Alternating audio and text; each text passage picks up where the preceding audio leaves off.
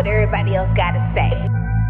If you constantly got your eyes on what everybody else doing, you ain't getting no money. When it comes down to closing a deal, I get it done. Every single one.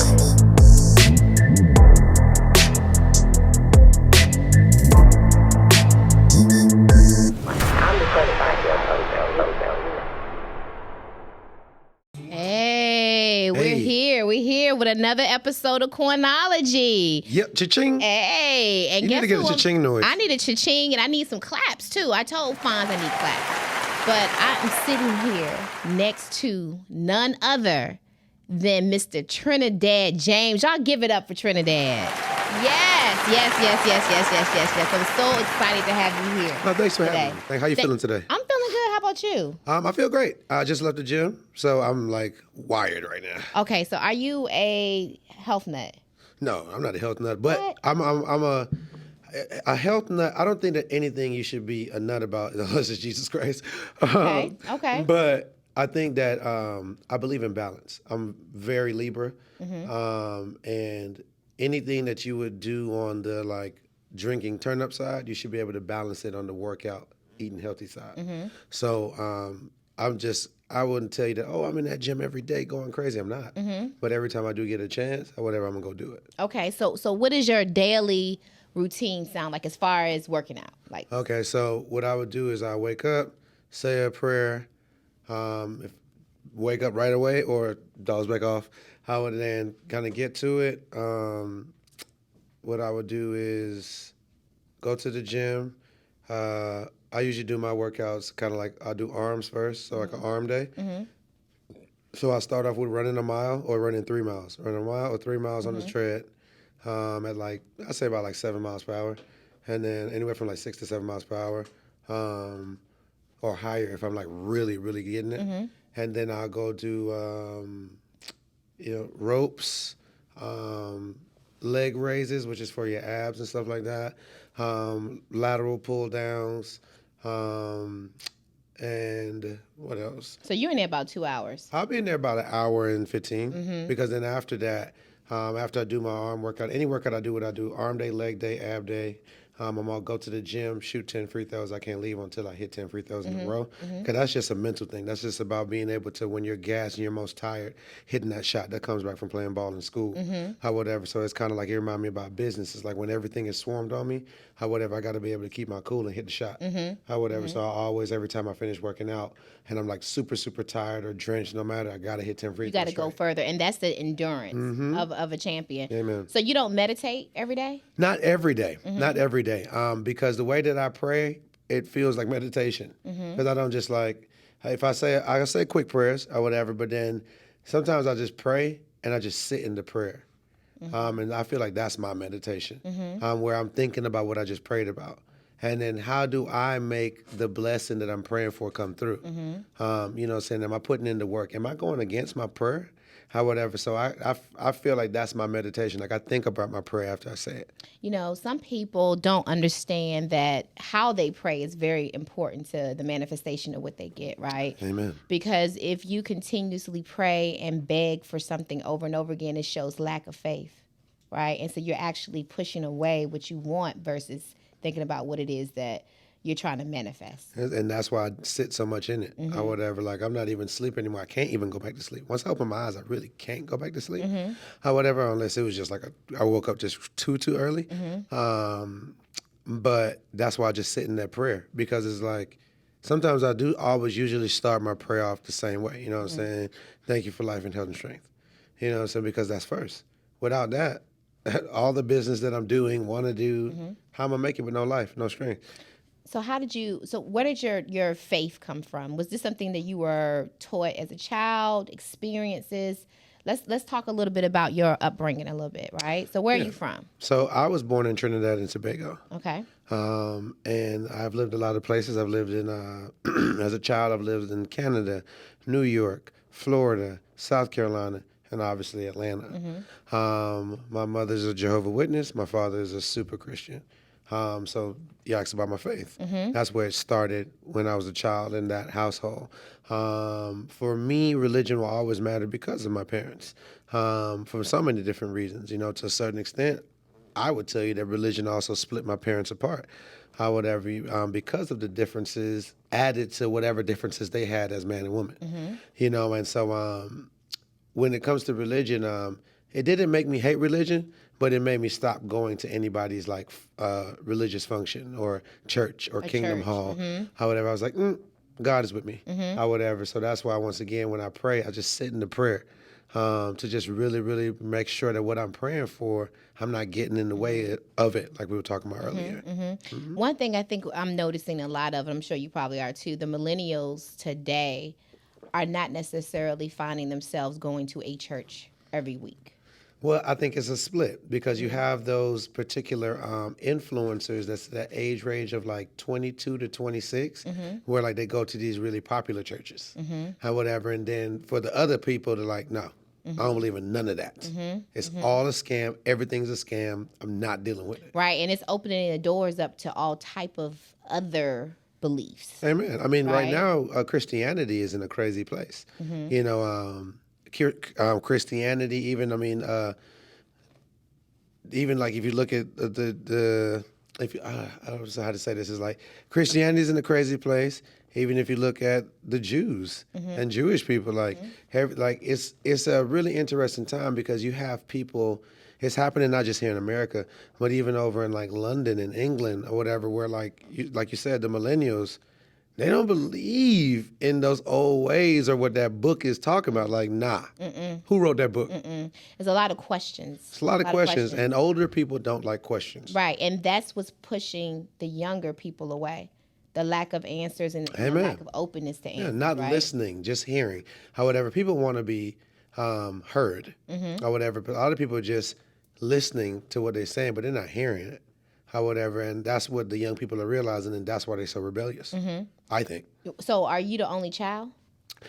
In a certain standpoint, you would say yes, but no. I have 4 brothers and 4 sisters, but I grew up by myself, so I grew up an only child spectrum. And so you grew up, mom and dad separated at what age? High school. High school. How did you handle that? I looked at it as an opportunity to get cooler with my dad, actually, in the start of 9th grade. And, it didn't work out 10th grade, and I came back to Atlanta because I was in South Carolina when they split. And I came back and lived with my mom for 10th grade. Then it didn't work out, and went back to South Carolina for 11th grade. And when you said it didn't work out, what does that mean? It didn't work out from the standpoint of the school year would work out, but just the energy between me and my parent wouldn't work out. So for me, I'm the type of person, if we're close to each other, especially, back then, but even now, we are who we are. If I'm super, super close to somebody, according to what type of close it is, if it's something that could be like, I feel that like this is just not going anywhere and it's going to make me hate you, whatever, I'm going to just get away from you. I'm going to just leave, whatever, and I've just always done that. If a situation get too crazy with somebody that I care about or love, I'm going to get out. You just want to back out of it. I'm out of it. So the 10th grade, 11th grade, and then if you left mom, you left dad. So what did you do after that? So, I kind of just switched every year. So 9th grade, pops. 10th grade, mom. 11th grade, dad, got into it with him again. Super crazier. And then 12th grade, my mom. Again, and then we were good. You know what I'm saying? Because at that point, she was just happy that the situation with me and my pops hadn't got worse than it already was. She was just like, look, man.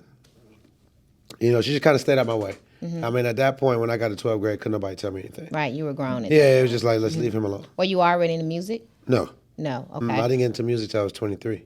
Oh, really? Yeah. Well, I used to be a rapper. For real? When? Yeah, my name was MC Glamorous One. Nice. I wasn't out there. I'm embarrassing him over there. That's my son. Yeah, that's my son. Okay. Yeah, I used to be a rapper back when I was younger. So I've always had it in me. So you didn't know that you wanted to be a rapper until 23? Wow. And it wasn't that knowing I wanted to be a rapper. I just wanted to use music as another platform to take care of my family and to own my own clothing business. Okay. You see, the person who I was working for, I've worked a lot of jobs, a lot, from being a waiter at Waffle House, a cook at Waffle House, working this back stock room at JCPenney, working in the clothing stores, being a stylist, doing what is it called, landscaping, working in a moving company, moving people in and out their houses. The AC White was a company I worked with here in Atlanta. I've done all the jobs that you could do or whatever as a teenager, just immigrant. I was an immigrant. I was an immigrant all the way up to like 22, 23 also. You know what I'm saying? Same time I started music. So, not having my green card. So like it's been a different grind for me. So I'm about survival. So you weren't born, okay, so you came. I wasn't born in You weren't America. born, right. And so you came and then you obtained your green card a little bit later. Way later. Way later. Way later. So you had to also lay low then. Amen. Yeah, you had to be real careful. Amen. So, all right. So let's go back to, so you didn't know that music was in your cards. What did you think you were going to do when you were in high school? What were your plans? Oh, basketball. Basketball. Yeah, I was an athlete. I played basketball. I played shooting guard, played quarterback. I ran track. I ran, I was pretty good. I got some trophies and stuff. Okay. Did you get any scholarships to school? What they call it, all those going back and forth to high schools, I lost my eligibility coming into the senior year. And that kind of crushed me because I was just like, well, I don't know what I'm going to do because that's the only like aspiration I kind of really had was sports. I wasn't really like amazing at anything else outside of like dressing well and things like that, like fashion and like just having an image. But I wasn't like, influencers wasn't a thing back then. Back then, right. It wasn't a thing. You know what I'm saying? Like if the brand ambassadors. Yeah. Like I would have been crushing the influencer scene in high school if that was a thing, like how it is now for high schoolers. Because I was popular, very popular for my outfits. You know what I'm saying? And just for my energy in general. So did you feel kind of lost? So you graduate from high school and there was no direction, well, right? It was a little bit different for me because shout out to my guidance counselor. I can't remember her name. She's a really pretty lady. She got me a job during summer before 12th grade. Okay. I would have ordered like something like during or somewhere like in 12th grade or something like that. Okay. Somewhere in there. And that job she got me was the moving job, the relocation job. And I was getting paid pretty nice or whatever because it's like a pretty hard labor job. And I did so well at that job that when the time was up, like the summer program was up, it was like, yo, you should just stay. We want you to stay or whatever and like really come on as a actual manager of the warehouse. I was young as hell when they asked that. So that means I was like, I've always had that like leader skill or to put the work in to like, you know what I'm saying? Like these old men I'm working with, like older, like I'm a teenager and working with like 30, 40, 50, 60 years. I remember this dude named Mr. Pee-wee. He had like no teeth. He was like 65, knees gone, everything, driving trucks or whatever for the moving company. You know what I'm saying? Like, and I learned a lot from him, you know, because I learned who I don't want to be, respectfully.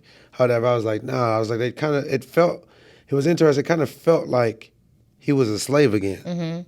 So at 17, 18, 19, you could see Mr. Pee-wee and say, that's not going to be me. Yeah, I didn't want that to be me. Right. Whatever's going to be me, obviously is going to be me, but I don't want it to be. You don't want it to be. I don't want that You don't route. want to be Pee-wee. You know what I'm saying? Right. So music is still not an element. Like I'm in the working world. I'm hustling on the streets too, just doing it my way. I'm survival mode. Mind you, I don't have no green card. I'm moving low. You know what I'm saying? So it's different. It's like I got a mom to take care of. I would ever be, and it's real. And the aspect of being able to go through all these moments led to me landing at the time what was my dream job, which was working in a dope clothing boutique. Like how you got Wish here and ATL, Antidote, Good Times, blah, blah, blah, blah, blah. However, back then, it was a store called Ginza, Ginza. They were new to the underground Atlanta, right on top of the underground where Balboa used to be, like right next to it.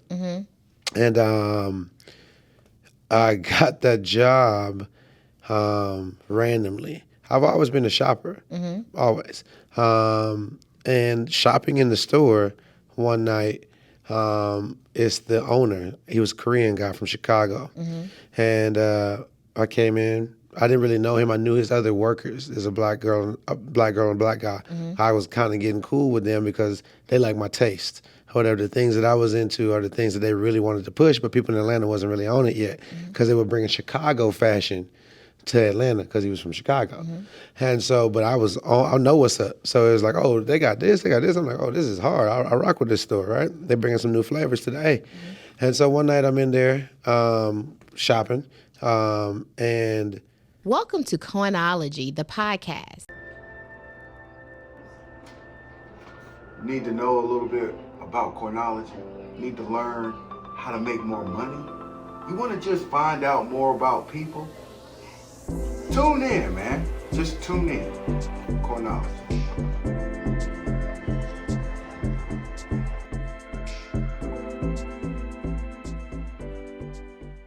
Welcome to Coinology, the podcast.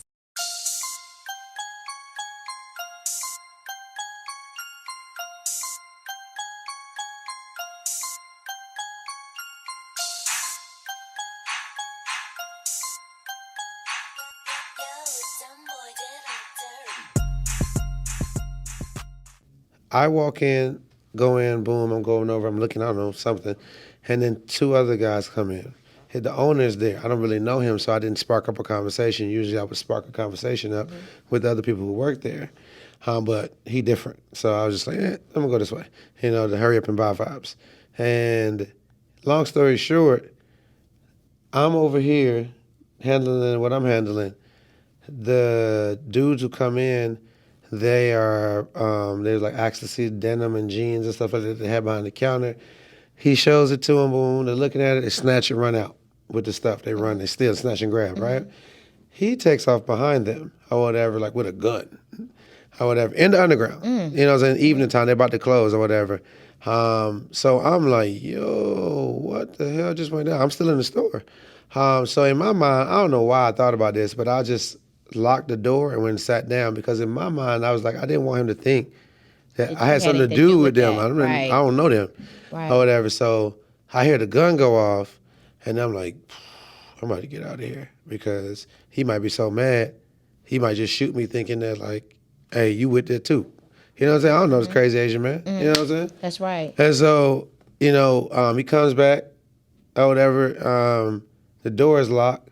Or whatever, I go to the door. He's looking at me kind of crazy because he's like, why is my door locked? I opened the door. I was like, hey, man. You know what I'm saying? I was like, yo, I had nothing to do with them, man. I just wanted to you kind of left your register open. The register was kind of open or something like that because of something he was doing. I ain't touched nothing. I wanted to show him, like, hey, bro, I ain't got nothing to do with that. And so that moment happened. He was like, he felt it kind of weird. He was a little weird about it, throwing off my office. He has a gun in his hand, you know, but he was like, thank you, I guess, or whatever. And I was just like, yo, man, be safe. And I just left. Anyways, at the time, I'm working at the Waffle House as a cook and a waiter, both. I think the one off Chester Bridge by Onyx, the strip club. That's why I shout out Onyx and I'll Go Everything, because those girls used to eat with me at the Waffle House that was right there. And I'm at work one day, and I get a call from the people who work for him, the guy who works for him. And he's like, yo, what's up, man? Boom, how you doing? Boom. I was like, yo, what's up, bro? Boom. He's like, I was like, you got them jeans yet or whatever? I was waiting on some LRG jeans or some shit. And he was like, nah, but would you like to work here? Or whatever. And I was like, what? He was like, yeah, what to call it? Whatever went down with you and the boss, he just, he wants you to come in for an interview. Or whatever. And I was like, all right, bet. So I went in for the interview. I didn't even have a resume because I've never had no resume. However, all the jobs I've got, it was either through like an older person recommended me or I just looked the part, I guess. And so when I went to the job, you know, he's like, so you have a resume? I was like, nah, you asked me to come here. Or whatever. And he was like, basically, I got the job, but I got the job because he already knew he could trust me. And I started as just a regular sales associate. And then over like about 3 years and a half, I became his number two.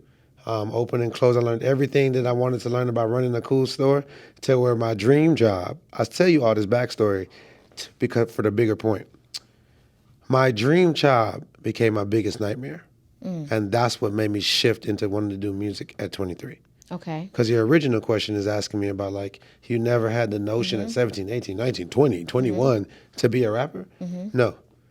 I had an ambition to be one of the best hustlers in Atlanta, Georgia. Because it's like I'm from here, but I'm also an immigrant in this place. But I'm making waves or whatever, you know what I'm saying? I got this image that people are just want to take a picture with me and my crew, because my crew had an image too, who I used to roll with. We would just fly.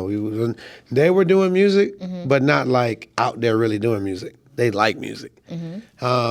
Anyways, I'll tell you the story of my biggest dream job becoming my biggest nightmare, because I'm working there, we crushing it. You know, I've had summers where I've made this man $250,000 in the summer selling shorts, just shorts, camo shorts, cargo shorts, or whatever, like 2010, when Wiz Khalifa popped on the scene and that was his style, or whatever. I put the whole city on, I put the city on that. Snapbacks at my time, the reason why snapbacks are just a thing you see in this city is because we flooded the city back in those days when I worked at that store.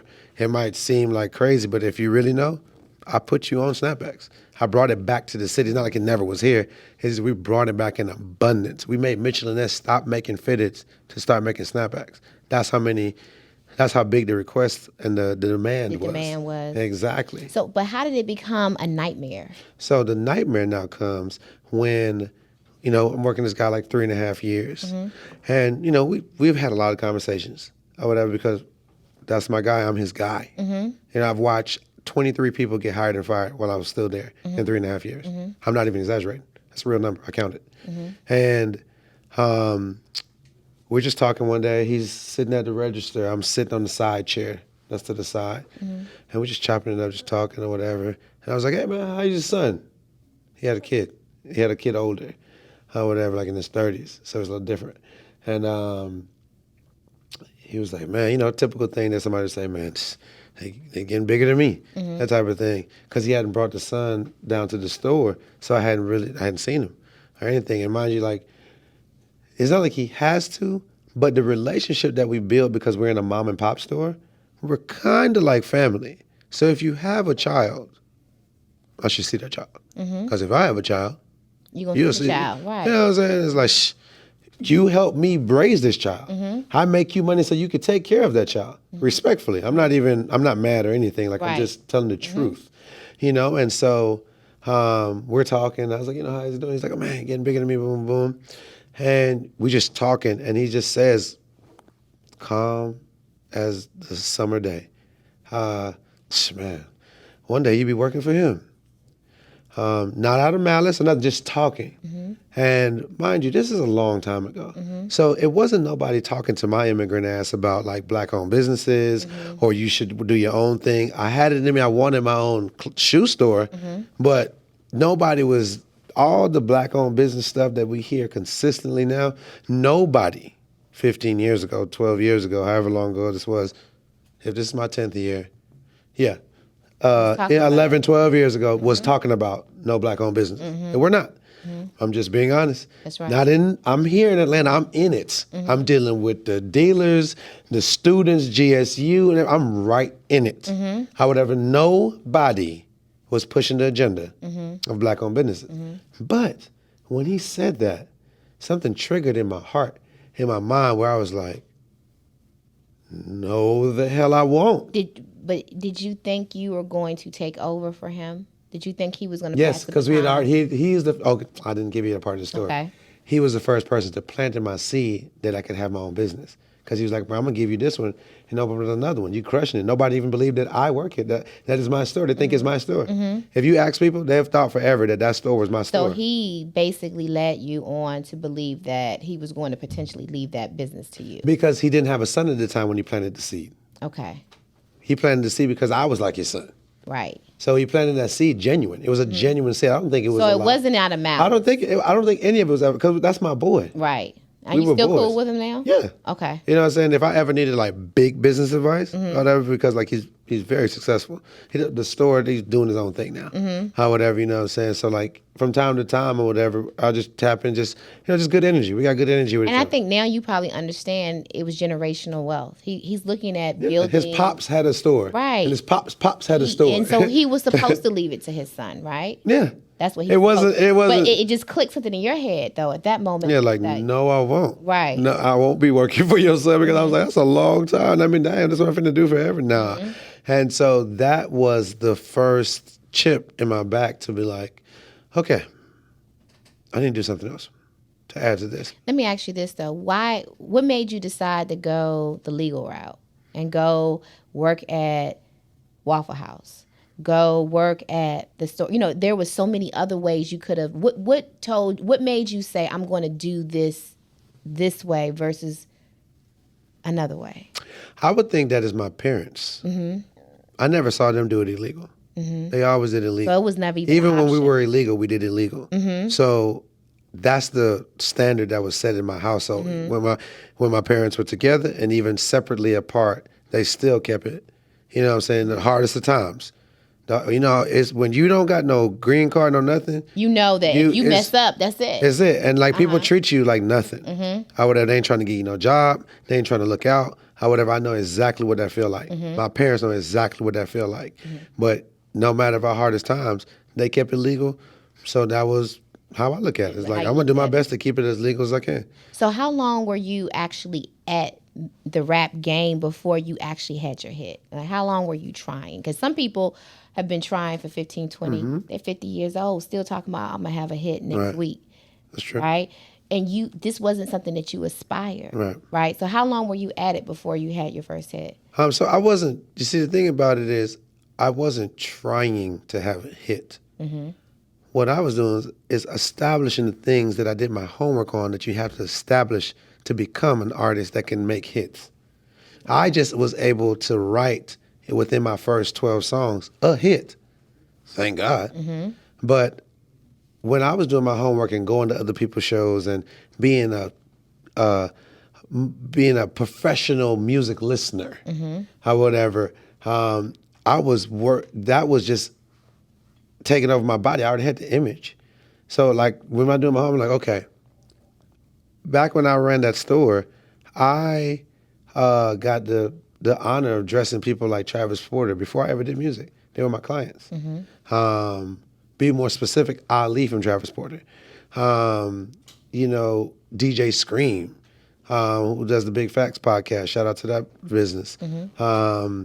DJ Holiday, DJ Spins, these different popular people, and I could name more and more, but these different people would come down and rock with me, and my style is the style that they wanted to kind of look like. Me and we got pride.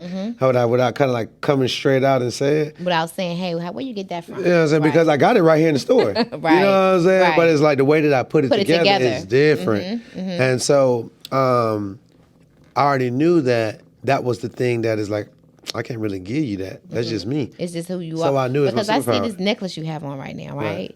I've never seen another dude wear that before. You never will, because I got this 5,000 miles away from here. Right, India, right? I got it close to India. I got this in Asia in the airport from an Indian jewelry store. Because I can tell it's Indian gold, right? Yep. So I can tell, Indian gold has a whole different tint Amen. or whatever. But and then even with your nails, right? I just noticed probably within the last 2 years, there's another guy, his name is Jaquel. He's actually a fashion designer as well. And every time I see him, he expresses himself through his nails. Right. And I was caught off guard at first, right? I didn't know what. So talk to me a little bit about your expression with your nails. So art, my truest form, I think that art is actually what I stand for. And my body is a canvas. So I don't look at my nail techs as nail techs. I was like, man, that girl do dope ass art. Come do some of that art on me. You know what I'm saying? This was done by a black owned business, a black girl here in Atlanta named Dasa Effects. She did this by hand. About what, 2-3 hours? 4. I can imagine, because that seems like a lot of detail. You know what I'm saying? And like that, just like when I see this and like the care that I put into myself, it's a once again, this is a business that we're in. This is my 10th year. However, my image is 75% of my business. However, like, I'm just being honest with you. You know what I'm saying? So it's like, I have to keep myself together. But it's not, I just can't be traditional because I didn't start traditional. How you start in this is not necessarily how you have to finish. That's right. But certain things you can keep consistent. Because I know when I researched you, I don't see you as a rapper. Right. I see you as a businessman. Right. Right? Because there's so many tentacles. Would you agree? Oh, I agree with you. Okay. Because I know just recently I don't know how you feel about the conversations that have been going back and forth with Kanye, but I know that was one of his biggest areas of concern is that he felt like people were putting him too much in a box and just calling him a rapper. And he's accomplished so much from that perspective. What are your thoughts about that? What are your thoughts about being put in a box? Yeah, I mean, I try to be the representation of what it looks like to how you need to move when you don't want to be in a box.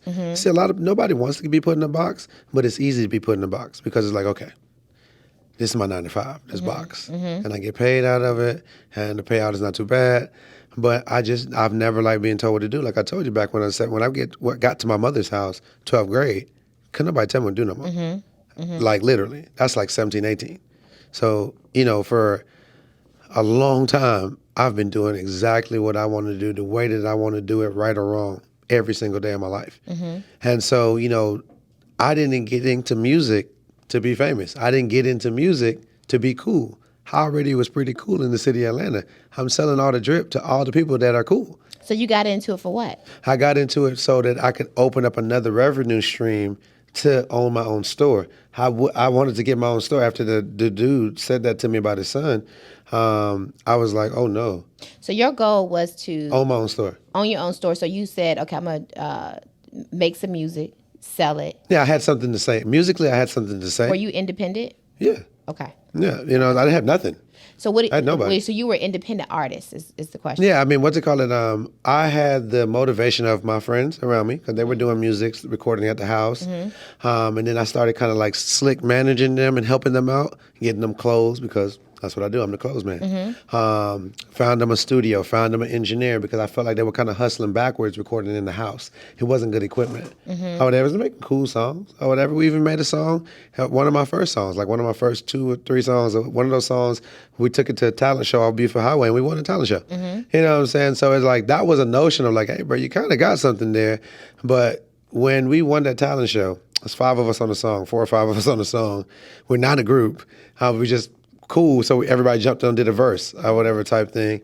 What the grand prize was $500.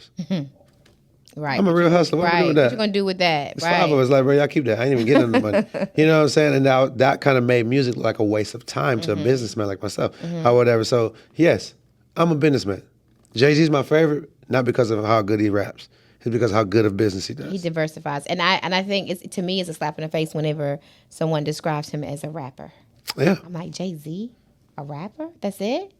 That's all this conversation about? Right. I don't even want to talk to you. Right. It's a waste of time. It's a big waste of time. And I think people not understanding it. So you basically understood the mechanics of business. So most people, they go to the studio, waste a lot of time in the studio, getting high, drunk, playing around, wasting money, and coming out there with maybe something, right? So I'm assuming because you went into it with something else in mind, you didn't waste a lot of time with that. Definitely not, especially in the beginning. In the beginning, I had to really ration out the money that I was budgeting to the side to not go to the studio. Because now it's $25 an hour for this white man that's recording me. Shout out to my boy Jay Patron. But that's how I looked at him when I first walked into it. Like, I'm from Atlanta. I don't really be dealing with too many white folks. Back then, what are you about? What you really want. So what's going on? Well, it's a lot of distrust, right? Yeah. I think that's what the whole conversation is about now, whether you agree or not agree with what is going on in the culture right now, depending on when this airs. But right now, we're in the midst of the drama with Kanye and so forth, regardless of what you believe. But there's a lot of distrust. And I don't necessarily know if the distrust is strictly about a certain ethnicity, but you really can't trust anybody in this game. I tell people that all the time. You have to watch everybody. Yeah, and to piggyback off what you're saying, I said this just yesterday, that I learned racism in the South. I was born in Trinidad. Classism and those type of things exist, but you're not taught racism. It's not said to you the way that, like, when you come here, it'd be like, man, fuck them folks over there. Like, it's different. I'm like, why are y'all talking about it like that? What's this beef? Like, why you don't like this dude because of skin color? Like, I had to kind of, like, wrap my mind around that. And because I grew up here in my main years, elementary, middle, high school, especially middle high school, I was like, well, I'm riding with the black culture. I don't agree with the way that everything is going down because I also, mind you, in high school, I did a flip-flop every year. So 9th grade, South Carolina, all-white school. 10th grade, Atlanta, all-black school. 11th grade, South Carolina, all-white school. 12th grade, all-black school. So it's like... Well, I had a girlfriend. She was from Trinidad, and she did not classify herself as being African American. Welcome to Coinology, the podcast. 2. You see, it's nothing like chronology. You can get it in a book, or you can get it in a podcast. Keep watching. Chronology, the podcast. Coming right up.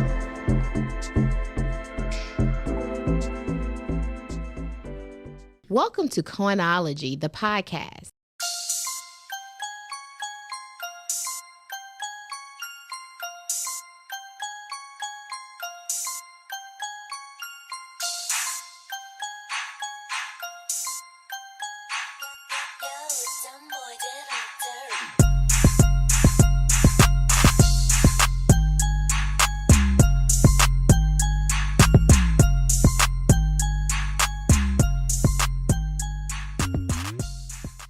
She considered herself as Indian and Asian.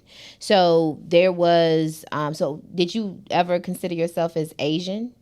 Never. But the reason why she probably does that is because on the map for anybody, there's a lot of people that don't know where Trinidad and Tobago is. So you got to fly to Miami or you can fly to Dallas. And then you take either like a 3 and 45 minutes, 4 hours tops flight to Trinidad and Tobago, which is on the West Indies. So you go past Haiti. It's really close to Jamaica and Barbados.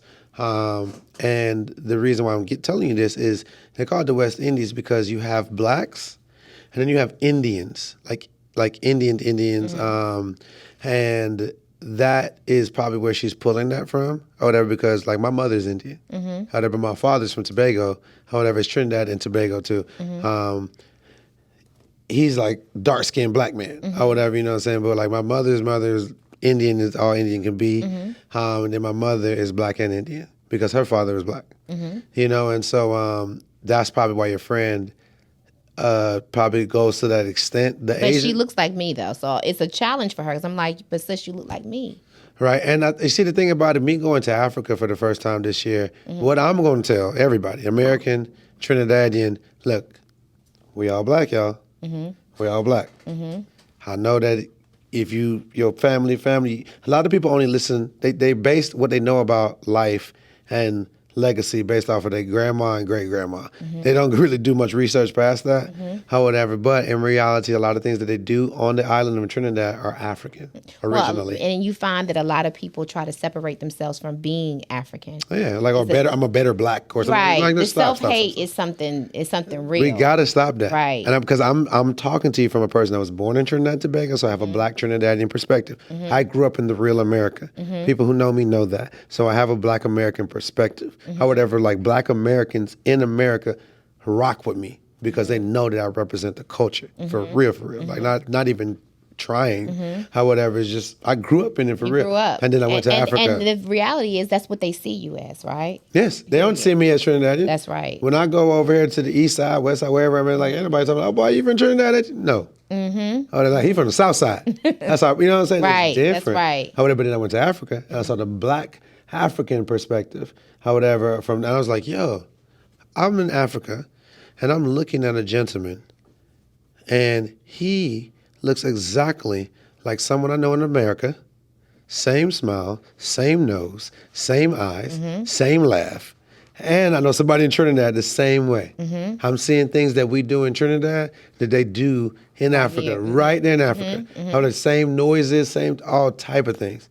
how whatever. So for me, I don't believe in that type of black classism that we do a lot to each other, but I understand why your friend will identify as Indian Asian to a certain extent because her mother and them probably Indian and then probably got some Asian mixed in there. So it's like, that's what you're going to roll with because your family can kind of prove for But you. the other thing too. Now, Trinidad, should I call you Trinidad James? Should I call you James? What should I call you? James is fine. James, fine. So this is the thing too. I think that we as black people or as a culture need to also respect the fact that we can have different thoughts, different views. And I think that's another thing we're seeing that's happening now. If we choose to not agree, then we cancel. What do you think about this whole cancel culture?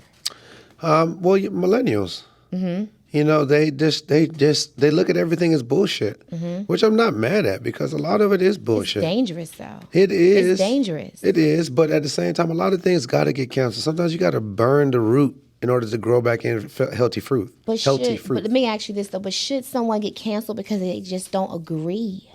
No, you should not get canceled because you don't agree. When you get canceled because you don't agree, it's always going to be based on the topic and your impact.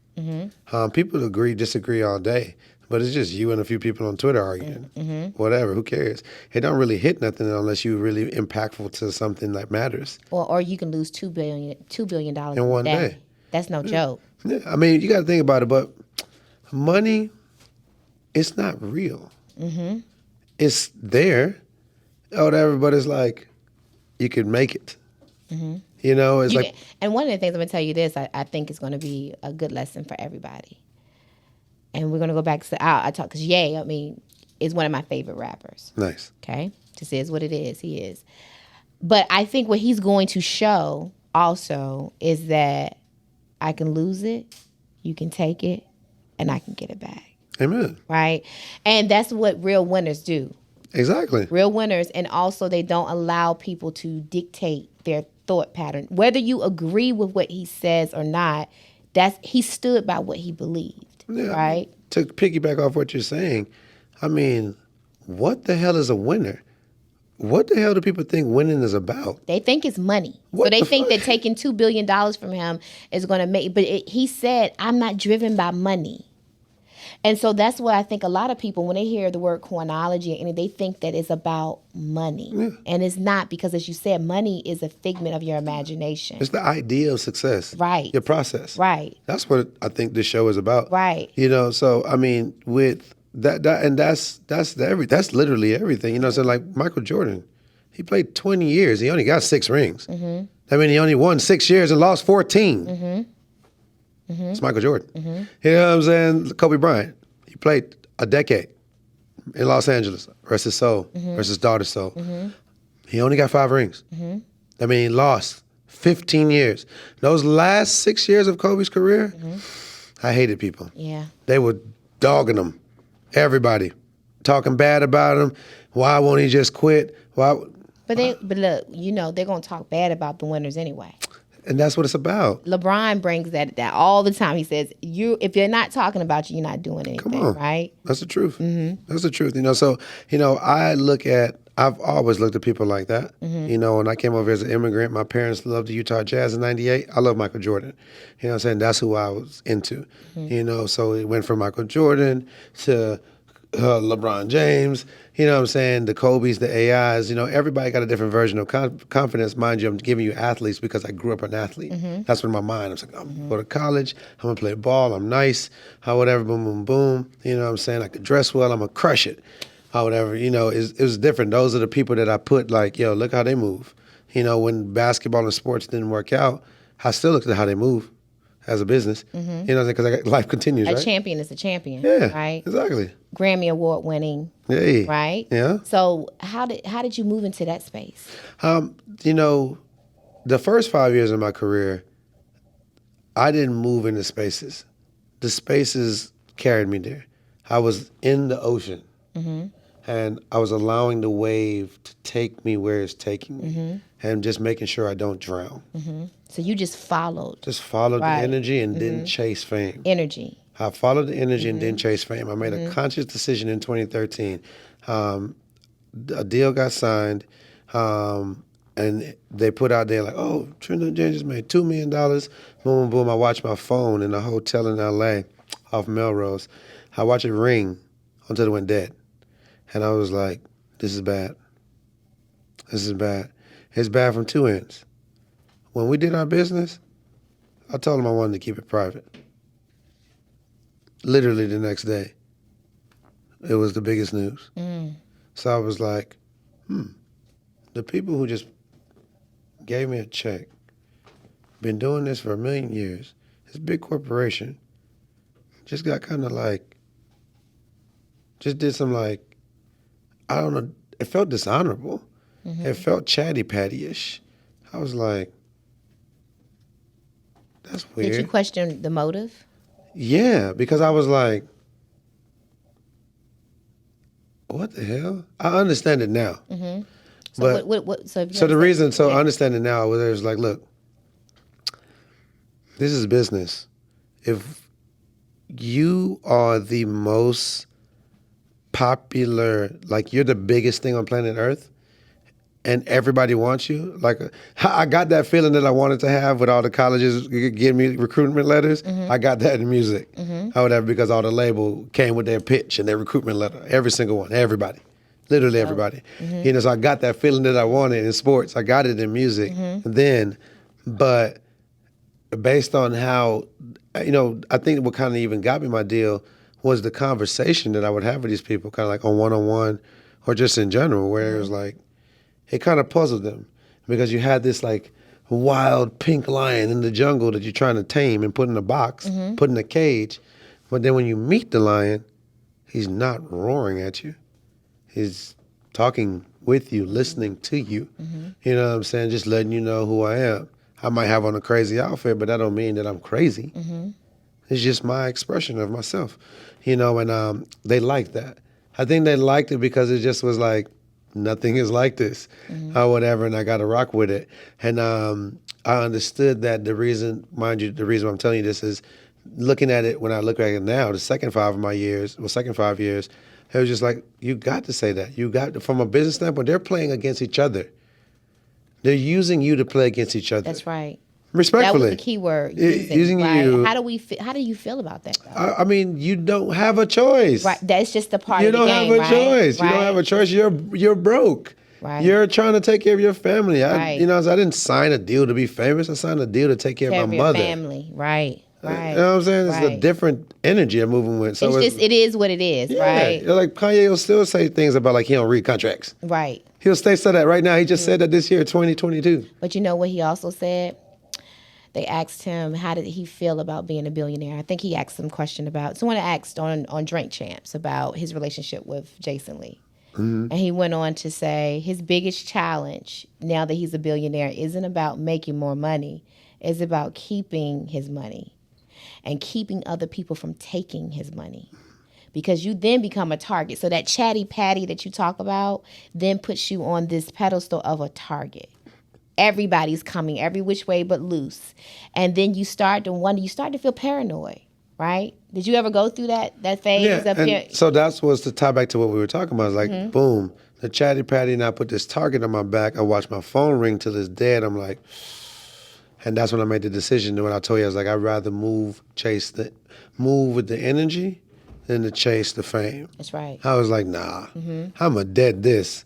I'm going to shoot this fame star in the face or whatever, and I'm going to just grind it out on the ground because I can't deal with disloyal people. You wanted to be undercover. I can't deal with disloyal people. So is that one of the reasons, what were your thoughts? So from a music perspective, you decided to be a writer because the fame of people knowing who you are was a little disheartening.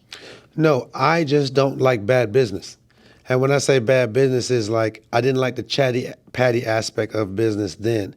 I didn't get into writing until like almost the second 5 of my years. And that was just because through the Grammy thing, because you talked about Grammy, you know, I had a chance to even own more of that song or get more money off of it. But I cared more about my craft. And the reason why I shot fame in the face was because I'd rather put that time into the craft. The craft is what allows you to last good right. business in the craft. I didn't have the craft locked in when I first started. I was doing my homework and doing my homework and execute, but I'm still learning. It's a lot you got to learn in this game to like just effortlessly move the way that I move now. You know what I'm saying? This 10 years was college. It was college and everything. You know what I'm saying? Like it was college and my first independent business. So now the second 10 is like, okay, let me do my corporation. So what's next? My corporation. You know what I'm saying? What in that corporation consists of? So I know my enterprise, Dad. So Dad Socks, which is a sock company I do with a black-owned sock factory here in Atlanta. Homework, which is my clothing brand. We did our sneaker collab with Saucony, sold out. All Go Everything, I own that now. Whereas All Go Everything, so that's a licensing company where I partner with other companies to make gold items, like 101, limited 50 or whatever. Because I want you to think about. It's not about how you think about me right now, but in 10 years, I want to be the name that you go to for getting all your gold items. Oh, it's New Year's, you need gold cups. You come, go to Trinidad side. You know where you got to go to. It ain't even about Trinidad no more. I wanted to make businesses that just implant into the culture, and you look at it 5 years later, it's like, I got all this Dad Socks. I got all these homework tees or shoes and all these different things. Like, it's just a regular thing. Like Hanes, you don't think about Hanes. You know what I'm saying? It just is. Yeah, Zara, you don't think about Zara. You know what I'm saying? Like, I want a Zara. Your mom still alive? Yeah, she is. So does she? I know she's extremely proud. Oh yeah, for sure. For sure, Father, for sure. your father? Oh yeah, he's my biggest fan. Okay. He's my biggest fan. That's good. good. That music allowed us to get back cool. Because like I told you, we stopped being cool when I left in 11th grade to go to 12th grade. So we didn't get back cool until music. I know he probably said, "What in the world?" when he saw you up there doing everything. Because he's a musician. He played bass guitar. Okay, so you had it in you. You had it in you. But you got to, I always say to everybody, my friends, anybody, everybody has a song in them. You got to find it. You know what I'm saying? You got to sing it. But everybody has a song in them, at least one. And you got to sing it. You got to figure out how to sing. You got to figure out the cadences, the melodies, the this, the that, the that. That's on you. It's work to find your song. But you have a song in you or whatever. And that was, like you said, like my pop is being, that was like, we had such a big disconnect for so many years because I've just been me. And like he is. Do you think he just didn't understand you? Yeah, he even as said an it. artist, because you're artsy. Yes. You're an artist. So over and beyond, if I saw you walk in the room and I didn't know that you were Trinidad James, I would know off the bat that you were an artist. Just because, like you said, your expression. Right. And many people misread. Artistic expression. Right. And so do you think that was a large part of your father's? Oh, yeah, because it wasn't like I was a musician back then. I was just an artsy kid. I like clothes. I didn't like working on cars. Like, that's what my pop's done. He's restored and painted old school cars for 50 years. My pop's is always on his own business. He never worked for nobody. So you also got that entrepreneur from him as well. Definitely. My All through your workaholic. blood, right. Yeah, my workaholic I got from my pops. If it's one thing, if we had never been cool, which I'll never discredit him for, is the workaholic drug that he put into me. You know what I'm saying? But to play devil's advocate, and I can say that now, my 10th year in this game, I was like, the one thing that I'm going to do different than my pops is work smarter. Because he's just consistently and continuously worked hard. Whereas, like, bro, why you working this hard? Well, our grandparents always told us you have to be the hardest worker. You have to do everything more. You got to do things 3 times more, which was one of the biggest disadvantages they could have taught us. Right? Exactly. Don't say but that's that. all they knew. Yeah, exactly. And so, like, it's like I'm not mad at him or nothing. It's on me to be like, no, sir, I'm not going to work that hard and die. I'm going to work smarter and die. I might never die. I might never die. I might live forever. The energy will always be here, You know right? what I'm saying? So right. it's like, this 10 years, and if I look at life a decade at a time now, is about working smarter with everything that I'm doing and building the enterprise that I'm proud of, that takes care of my friends' family, my family's family.